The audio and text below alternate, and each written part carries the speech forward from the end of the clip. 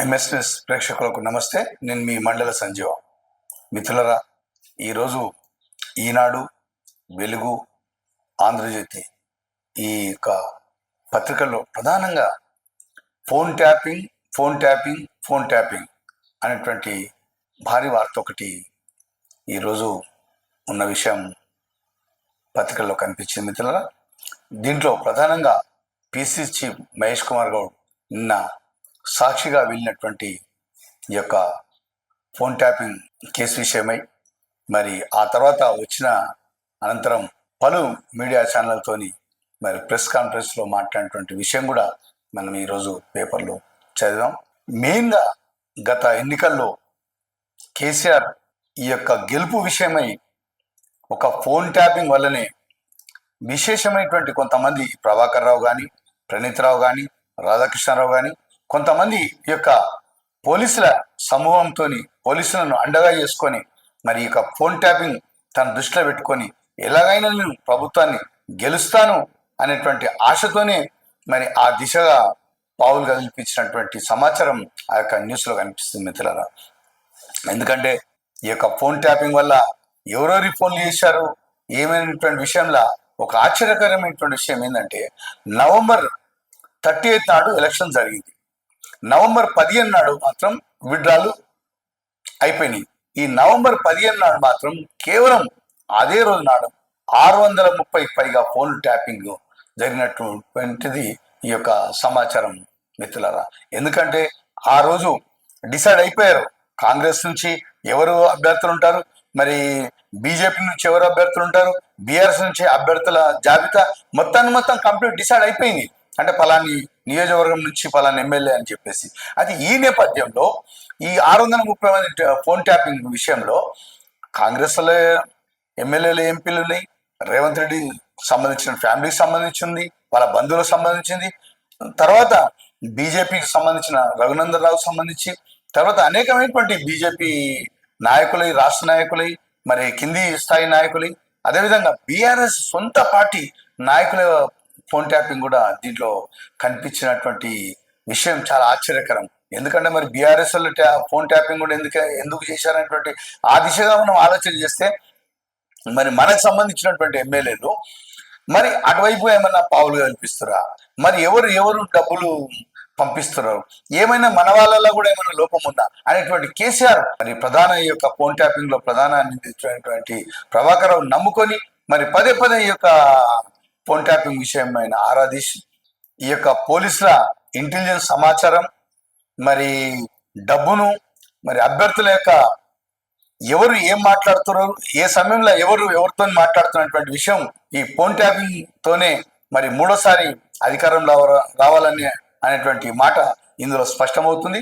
కానీ ప్రజల యొక్క మైండ్ని మాత్రం ట్యాపింగ్ చేయలేకపోయిందని చెప్పేసి నిన్న పిసిసి చీఫ్ మాట్లాడుతున్నటువంటి విషయంలో మరి సమాచారం స్పష్టమవుతుంది మిత్రులారా.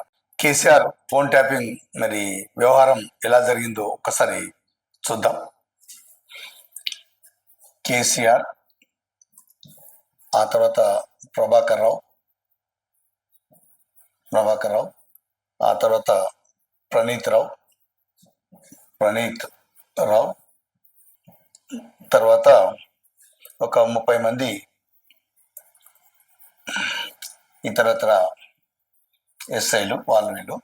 తర్వాత ఇక్కడ వచ్చేసి కిషన్ రావు, తర్వాత రాధాకిషన్ రావు, తర్వాత భుజంగరావు, ఆ తర్వాత మరో 30 మంది తిరుపతి అన్న, ఇంకొక 30 మెంబర్స్ సిఐలు, ఎస్ఐలు, ఇతరత్ర వ్యవహారాలతోటి ఇదంతా ఒక వ్యవహారం జరిగినట్టు నిన్న వార్త సందర్భంగా ఈ విధంగా జరిగినటువంటిది వార్తలో ఉన్నటువంటి సారాంశం. కేసీఆర్ ఏమో ఈ యొక్క ఎస్ఐబి చీఫ్ ప్రభాకర్ రావుతో మాట్లాడేటోళ్ళు, ప్రభాకర్ రావు ఏమో ప్రణీత్ రావుతో మాట్లాడేటోళ్ళు, ప్రణీత్ రావు ఏమో మరి 30 మంది ఇతరత్ర మరి పోలీస్ సిబ్బందితో ఏర్పాటు చేసుకున్న వ్యవస్థ. వీళ్ళేమో టెక్నికల్ గా, ఇక్కడనేమో ప్రాక్టికల్ గా అనమాట. రాధాకిషన్ రావు, భుజంగరావు, తిరుపతి అన్న, 30 మంది సిఐ, ఎస్ఐ, ఇతరత్వ సిబ్బందితో వీళ్ళంతా ఒక విలమ సామ్రాజ్యానికి సంబంధించినటువంటి యొక్క ఫోన్ ట్యాపింగ్ వ్యవహారం అని చెప్పేసి నిన్న వార్తల్లో ప్రధానంగా మరి కనిపిస్తుంది. ఒక కేసీఆర్ చేసినటువంటి ఫోన్ ట్యాపింగ్ విషయంలో మరి ఈనాడులో ఉన్నటువంటి ప్రధాన అంశాలు ఒకసారి చూద్దాం. వాంగ్మూలాల రూపంలో సాక్ష్యాలు, ఫోన్ అక్రమ ట్యాపింగ్ కేసులో సిట్ ముందుకు బాధితులు, 618 మంది జాబితాలో కాంగ్రెస్ భాజపా అగ్రనేతలు, ఆ పార్టీ కార్యాలయంలోని ఉద్యోగులు సైతం. ఈటలకు పిలుపు 22న వస్తామన్న ఎంపీ. 650 పైగా కాంగ్రెస్ నాయకుల ఫోన్ ట్యాప్ చేశారు. అందుకే 2018లో మా పార్టీ ఓడింది. కేసీఆర్, కేటీఆర్ లను శిక్షించాలి. పిసిసి అధ్యక్షుడు మహేష్ కుమార్ గౌడ్ వాంగ్మూలం ఇచ్చిన అనంతరం మీడియాతో మాట్లాడుతున్న మహేష్ కుమార్ గౌడ్ అనేటువంటి న్యూస్ ఒకటి చూస్తున్నాం. ఫోన్ అక్రమ ట్యాపింగ్ కేసులో బాధితులు ప్రత్యేక దర్యాప్తు బృందం సిట్ ముందుకు వరుస కడుతున్నారు. 2023 శాసనసభ ఎన్నికల సమయంలో ప్రతిపక్ష నేతలు, వ్యాపారులు, జర్నలిస్టుల ఫోన్లను స్పెషల్ ఇంటెలిజెన్స్ బ్రాంచ్ ఎస్ఐబి మాజీ ఓఎస్డి ప్రభాకర్ రావు బృందం అక్రమంగా ఫోన్ ట్యాప్ చేసినట్లు వాంగ్మూలంలో నమోదు ప్రక్రియ ఊపందుకుని మొత్తం 650 మంది బాధితులు కూడిన జాబితాను సిద్ధం చేసిన సిట్ సాక్షులుగా వారి వాంగ్మూలాలను 2 రోజులుగా నమోదు చేస్తుంది. కార్యాలయంలో పనిచేసే ఉద్యోగులపైనగా సీఎం కుటుంబ సభ్యుల వాంగ్మూలాల నమోదుకు అవకాశం.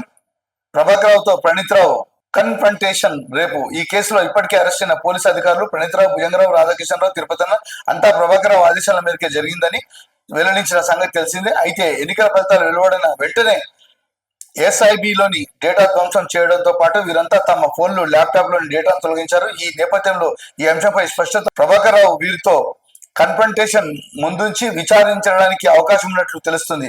మరోవైపు Prabhakar Rao ఆదేశాలతోనే special operation target SOT పేరిట ప్రత్యేక విభాగాన్ని నడిపించిన ప్రణీత్ రావును గురువారం ప్రభాకర్ రావు ముందుంచి విచారించాలని సిట్ నిర్ణయించిందని చెప్పేసి పిసిసి చీఫ్ నిన్న మీడియా వచ్చి చెప్పినటువంటి విషయం ఒకటి చూస్తున్నాం వార్తల. ఇజ్రాయెల్ దాడులు, ఇంధన భద్రతకు ముప్పు, బాంబుల వర్షం అనేటువంటి న్యూస్ ఒకటి చూస్తున్నాం. బనకచర్లపై చర్చిద్దాం రండి అనేటువంటి న్యూస్ ఒకటి చూస్తున్నాం. 38 మంది ఇంజనీర్లకు షోకాజ్. మేడిగడ్డ కుంగినగడ్డలో 3 వారాలుగా సమాధానం ఇవ్వాలని ఆదేశం. గోరక్షణకు సమగ్ర విధానం. వివిధ రాష్ట్రాల్లో అధ్యయనానికి త్రిసభ్య కమిటీ. గోశాల ఏర్పాటుపై విధాన పత్రాన్ని సీఎం కు అందజేస్తున్న మంత్రి శ్రీహరి. చిత్రంలో ఉన్నతాధికారులు గోపి రఘునందరావు, సభ్యసాచి ఘోష్, శైలజ రామయ్యర్. చెన్నాపూర్లో విద్యుత్ ఉప కేంద్రాన్ని శిలాఫలకాన్ని ఆవిష్కరించిన బట్టి విక్రమార్క, శ్రీధర్బాబు. చిత్రంలో ఎంపీ కడియం కావ్య, ఎమ్మెల్యే గండ్ర సత్యనారాయణ, మరి సిఎండి వరుణ్ రెడ్డి అనేటువంటి న్యూస్ ఒకటి చూస్తున్నాం. అవినీతిలోనే కాళేశ్వరం బ్రహ్మాండం, ఉప ముఖ్యమంత్రి బట్టి విక్రమార్క సంబంధించిన న్యూస్ ఒకటి చూస్తున్నాం. ఒక్కో పోలింగ్ బూత్ లో 12 మంది ఓటర్లే అనేటువంటి న్యూస్. ఇది రాష్ట్ర చీఫ్ ఎలక్టరల్ అధికారి సుదర్శన్ రెడ్డి చెప్తున్నటువంటి విషయం ఒకటి చూస్తున్నాం. ఇందులో ఆసుపత్రి నుంచి హరీష్ రావు డిశ్చార్జ్ అనేటువంటి న్యూస్ కూడా ఈ నెలలో కనిపిస్తుంది. ఋతుపవనాల ముందస్తు రాకతో ముప్పే. అక్షరాలు తెలియని వాళ్ళు ఎందరో విద్యా జ్ఞానాన్ని అందించడంతో పాటు మెరుగైన ఉపాధిని అందిపుచ్చుకోవడానికి తోడ్పడుతుంది. స్వాతంత్రం వచ్చిన సమయంలో ఇండియాలో అక్షరాస్యత రేటు దాదాపు 12%, ప్రస్తుతం 80.9% చేరింది. మిజోరాంలో చదవడం రాయడం తెలిసిన వారు అత్యధికంగా 98.2% ఉంటే తర్వాత స్థానంలో లక్షద్వీప్ 97, నాగాలాండ్ 95, కేరళ 95, మేఘాలయ 94, మరి గోవా, మణిపూర్, త్రిపుర, అండమాన్ నికోబార్, ఛత్తీస్గఢ్లో ఇది తీసేసి ఒకసారి. ఒడిశాలో 79, ఛత్తీస్గఢ్ 78.5, ఉత్తరప్రదేశ్ 78, తెలంగాణ 76, జార్ఖండ్ 76, రాజస్థాన్ 75, మధ్యప్రదేశ్ 75, బీహార్ 74, ఆంధ్రప్రదేశ్ 72.6 ఉన్నటువంటి విషయం ఒకటి చూస్తున్నాం. మరి అక్షరాస్యత సంబంధించినటువంటి వార్తలోని ప్రధాన అంశాలు ఒకసారి చూద్దాం. బనకచల్ర హీట్. తెలంగాణ, ఏపీ మధ్య ముదురుతున్న వివాదం. నేడు అఖిలపక్ష ఎంపీలతో రాష్ట్ర ప్రభుత్వం భేటీ. ఖమేనీ లొంగిపో, ఇరాన్ సుప్రీం లీడర్ కు ట్రంప్ వార్నింగ్ అనే న్యూస్ ఒకటి కనిపిస్తుంది. 15 రోజుల్లో 618 మంది లీడర్ల ఫోన్ ట్యాప్. 2000 సీఎం రేవంత్ ను కలిసిన మంత్రి వివేక్ ఫ్యామిలీ. ఇవాళ బాధ్యతలు. కార్మిక, మైనింగ్ శాఖ మంత్రిగా గడ్డం వివేక్ వెంకటస్వామి బుధవారం ఉదయం బాధ్యతలు స్వీకరించనున్నటువంటిది. మరి వాళ్ళ ఫ్యామిలీతో వీళ్ళ ఫ్యామిలీ కలిసి దిగినటువంటి ఫోటో ఇది. కలెక్టర్ స్థాయిలోనే భూ సమస్యల పరిష్కారం. ఏమైనా అనుమానాలుంటే సిసిఎల్ఏ నుంచి క్లారిటీ. ఇప్పటికే భూభారతిలో చట్టంలో అప్పీల వ్యవస్థ. త్వరలోనే ట్రిబ్యునల్ ఏర్పాటు. జిల్లా స్థాయిలోనే అసైన్డ్ భూ సమస్యలు క్లియర్ అయినటువంటి న్యూస్ ఒకటి మనం చూస్తున్నాం. అదేవిధంగా 2వ రోజు 3 ఎకరాల వరకు రైతు భరోసా అనేటువంటి న్యూస్ ఒకటి మనం చూస్తున్నాం. మిత్రులు, సర్కారు బడుల్లో 1,00,000 దాటిన కొత్త అడ్మిషన్లు. ఫస్ట్ క్లాస్ లో 55,000 పైగా ప్రవేశాలు. 2 లక్షల వరకు అవుతాయని అధికారుల అంచనా అనేటువంటిది. ప్రైవేట్ నుంచి సర్కారు బడుల్లోకి 18,000 మంది స్టూడెంట్స్ అనేటువంటి న్యూస్ ఒకటి వెలుగులో కనిపిస్తుంది. కెనడాలో మోదీపై దాడికి ఖలిస్తాన్ల కుట్ర. కెనడాలో మోదీకి స్వాగతం అనేటువంటి న్యూస్ ఒకటి కనిపిస్తుంది. యుద్ధంలోకి అమెరికా అనేటువంటి న్యూస్ ఒకటి కూడా కనిపిస్తుంది మిత్రులారా. ఇళ్ల నిర్మాణ పనులు త్వరగా పూర్తి చేసుకోవాలి, ఇబ్బందులు తలెత్తినప్పుడు అధికారులను సంప్రదించాలి. ఇళ్ల పరిశీలనలో జిల్లా కలెక్టర్ స్నేహ శబరీష్. పెంబర్తి ఇందిరమ్మ ఇళ్ల నిర్మాణాన్ని పరిశీలిస్తున్న హన్మకొండ జిల్లా కలెక్టర్ స్నేహ శబరీష్ అనేటువంటి న్యూస్ మన జ్యోతి పత్రికలో చూస్తున్నాం. మరి స్వయంగా పరిశీలిస్తున్నటువంటి అధికారులతో ఒక ఫోటో ఇది. ఈరోజు నమస్తే తెలంగాణలో ఉన్నటువంటి ప్రధాన అంశాలు చూద్దాం. కేసీఆర్ ఇచ్చిన పోడు భూములపైకి బుల్డోర్ అనేటువంటి న్యూస్ ఒకటి కనిపిస్తుంది. రాజన్న సాక్షిగా సామాన్యుల ఇల్లు కూల్చివేత. రాజన్న ఆలయ రహదారి విస్తరణ పేరిట సామాన్యుల ఇళ్లను సర్కారు కూల్చుతున్నటువంటి న్యూస్ ఒకటి ప్రధానంగా, అంటే రోడ్డు వెడల్పు దృష్ట్యా మరి కూల్చేస్తున్నటువంటి చిత్రం ఇది.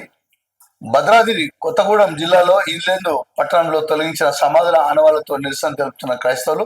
కాంగ్రెస్ నాయకుల అండతో సమాధుల స్థలం కబ్జా. సుప్రీంకు విరుద్ధంగా ఏసీబీ క్వశ్చన్ మార్క్ న్యూస్ ఒకటి. డాక్యుమెంట్ విచారణకు ఫోన్తో ఏం సంబంధం? కేటీఆర్ ఫోన్ ల్యాప్టాప్ అడిగిన ఏసీబీ అధికారులు. వ్యక్తిగత గోప్యత ప్రాథమిక హక్కు అన్న సుప్రీంకోర్టు అనే న్యూస్ ఒకటి మరి నమస్తే తెలంగాణలో కనిపిస్తుంది.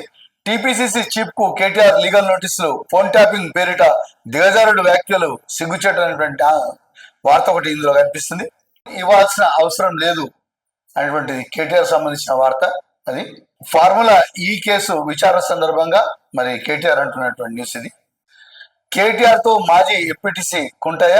నా చావుకు కాంగ్రెస్ నేతే కారణం, నా భూమి కబ్జా చేసి నాపైనే కేసు పెట్టాడు. లేఖ రాసి గడిమందు తాగిన బీఆర్ఎస్ మాజీ ఎంపీటీసీ చికిత్స పొందుతూ మృతి. కేటీఆర్ దిగ్భ్రాంతి, నేడు అంత్యక్రియలకు హాజరైనటువంటి న్యూస్ ఒకటి ఇందులో చూస్తున్నాం.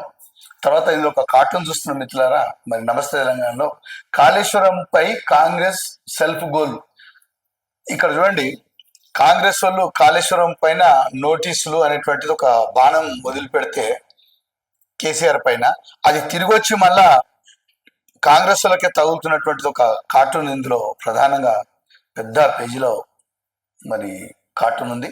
స్థానిక ఎన్నికల కోసమే రైతు భరోసా డ్రామా. మాజీ ఎమ్మెల్యే సుంకే ఒంటికి రెంటికి బయటికి అనేటువంటి న్యూస్ ఒకటి చూస్తున్నాం. ఇందిరమ్మ ఇళ్లకు ఇసుక తిప్పాలనేటువంటి న్యూస్ ఒకటి నమస్తే తెలంగాణ చూస్తాం. మరి ఈరోజు ప్రధానంగా మరి ఈనాడు, వెలుగు, ఆంధ్రజ్యోతి, నమస్తే తెలంగాణలో ఉన్నటువంటి ప్రధాన అంశాలు ఇవి. నమస్తే.